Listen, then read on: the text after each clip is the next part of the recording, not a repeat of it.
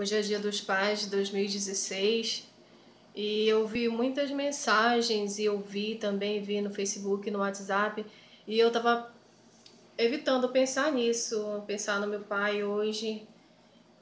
Eu não costumo lembrar de coisas tristes, mas aí depois eu me peguei pensando nas coisas que eu vivi com ele, que eu tava evitando pensar. Então me bateu uma saudade, de vontade de chorar, porque apesar de nós não termos tido muito tempo juntos, né, eu convivi com ele até os 13 anos, assim, praticamente direto, mas a gente viveu momentos muito legais. E eu fiquei pensando, eu fui criada num ambiente familiar muito amoroso, né? Fui muito amada pelos meus pais, pela minha mãe, eu tinha um carinho enorme pelo meu pai tinha um carinho enorme por mim. E apesar de ele ter me negado quando a mãe engravidou, mas quando eu nasci com umas características bem fortes dele. Este nariz, tem até a curvinha aqui que eu detesto, é dele. Os olhos também são deles, tanto que ele me chamava de zoião e de olho de boi. E às vezes ele tinha umas brincadeiras com a gente. E eu tenho também, assim, tem uma. Às vezes eu rio assim rapidinho, abro um sorriso e fecho rapidinho. Isso aí era dele, ele fazia assim, esse sorriso e pegava e colocava a testa dele com a minha e ficava dizendo zoião, olho de boi.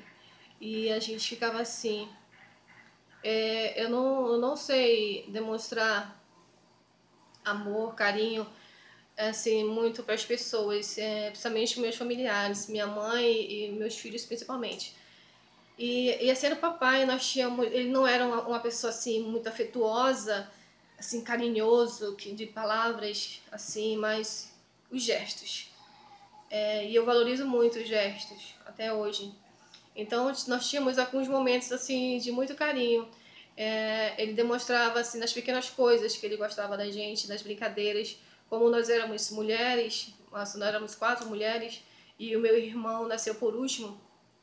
Então ele transferia aquela convivência, aquele trato de ter um filho homem e fazer com a gente algumas coisas. Então ele levava a gente para pescar, para colher o leite de seringa. Então tem algumas histórias que envolvem isso, assim. Por exemplo, tem uma que as meninas gozam comigo da minha cara até hoje, que de tanta gente pular na água, no rio, tomar banho de rio, e eu, né, quando eu era pequena, até hoje também, eu ainda pulo na água prendendo o nariz. E o papai pegou, levou a gente para colher o leite e ele mandou subir. Subi lá e ele tinha feito um negócio lá pra gente, alto, né? Colocou uns paus assim, tipo um andaime, e mandou eu subir. Aí eu subi, peguei a latinha de leite, passei pra ele colocou lá na lata maior. Aí ele falou assim, agora pula. E quando o papai falava assim, faça isso, a gente tinha que fazer. Aí eu fiquei com medo, assim, de decepcionar o papai. Eu olhei pra minha irmã mais velha, que é a Joca, né? E ela falou assim, tipo, pula, porque senão vai dar bote. E aí eu pulei.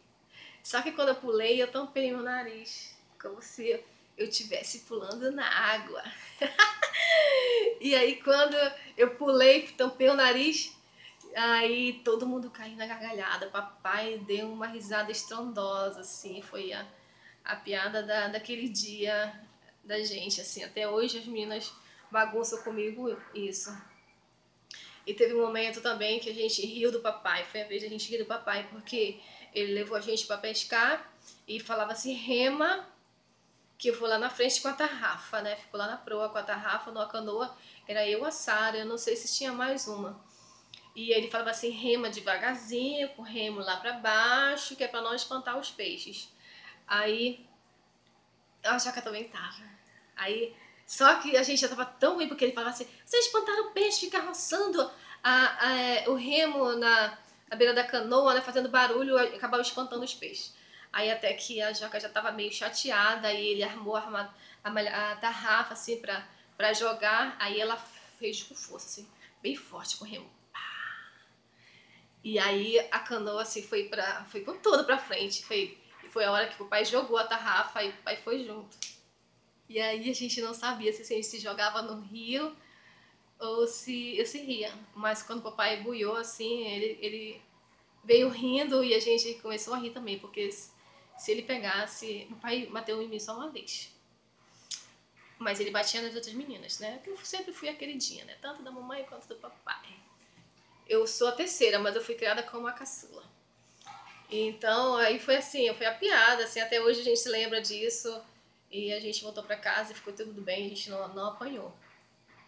E assim, o papai, ele sumia muito, ele, às vezes ele ia pescar, às vezes ele ia tirar madeira. E quando ele voltava, ele sempre trazia alguma coisa pra gente.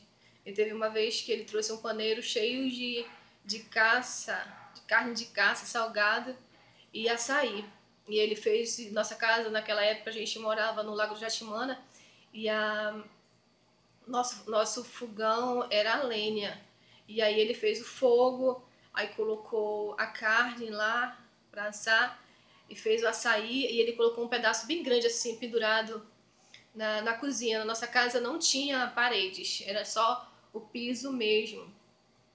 E essa foi uma das melhores casas que eu já tive, assim, de que eu me lembro. E aí ele disse, olha, se vocês quiserem, é só pegar daí a carne, cortar, porque cada uma tinha a sua faquinha, que era na época de fazer farinha, de cascar a macaxeira, e todos nós também tínhamos o remo feito por ele. E aí ele falou assim, então é só pegar, cortar e assar.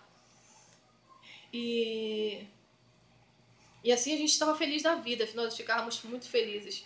E tem um momento assim que num dos momentos de dificuldade que eu passo, em que eu me sinto pequenininha, desprotegida, eu volto àquele momento que foi, né, na Jair Benjamin Constant, na nossa casa, ele sentado na sala, tinha uma cadeira de balanço, e eu cheguei, sentei no colo dele, na perna direita dele, coloquei meu corpo sobre ele, coloquei minha cabeça aqui no ombro dele, e ele ficou me embalando. Nós não falamos nada, eu não falei nada, nem ele, mas essa é a imagem que eu trago assim comigo, é a mais forte, porque quando eu tenho dificuldade é naquele lugar que eu quero ficar, ali nos braços dele, naquele momento que eu gostaria de ficar.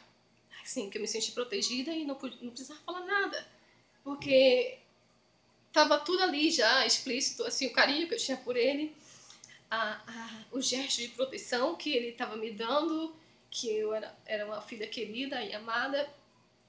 E assim a gente viveu, né, conviveu até os 13 anos. Ele veio 2 vezes aqui a Manaus. Na segunda vez, eu o levei lá no porto e ele falou pra mim assim, é a última vez que eu tô vindo aqui. E porque ele sabia que ele ia morrer e ele não voltaria mais. E ele era teimoso e não queria fazer o tratamento aqui. E na véspera de ele morrer, ele me ligou e a ligação estava muito ruim e ele caiu, a primeira vez caiu a ligação e eu estava lá no largo. Depois ele ligou de novo e falei, pai, eu não tô entendendo. E aí eu fiquei com isso porque depois ele morreu, no dia seguinte ele morreu e eu não soube o que ele queria me dizer. E também quando ele faleceu, eu dei minha passagem de avião para Sara porque eu me acovardei, porque eu sabia que nós íamos enfrentar uma dificuldade, uma luta muito grande lá, assim, com a outra família dele. Então, eu acompanhei tudo em pensamento. Eu assim, como se estivesse na minha cabeça tudinho, eu pensava assim, a Sara chegou lá.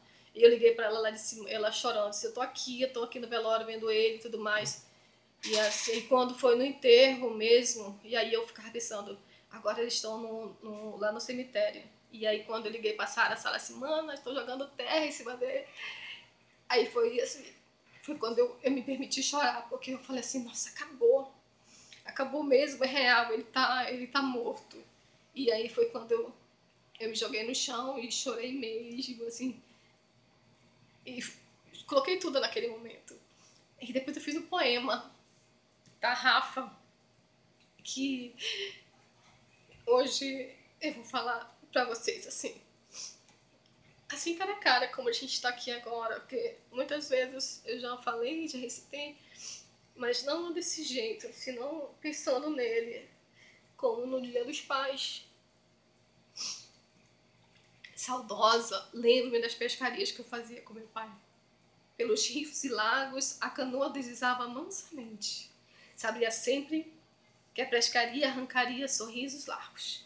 Seu Luís, sempre à proa, ditava o ritmo da remada. Eu, menina, ria à toa quando a tarrafa era arremessada. Borbulhava em minha alegria. Com as puxadas do pescador, um brilho prata surgia. Pacus, carais, matrinchãs. Meu remo mantinha o controle da canoa, e mais tucunaréis, jaraquis, surubins, enroscados na rede surgiam. Pai, eu sei que você está por perto, sempre por perto de mim. Eu só não vou pedir que o senhor me visite hoje, porque eu não quero ficar doente, como eu fiquei da última vez. Então, um beijo para você, para todos os pais que estão do outro lado, mas que sempre estão perto dos seus filhos, tá bom? Eu te guardo aqui no meu peito e até mais.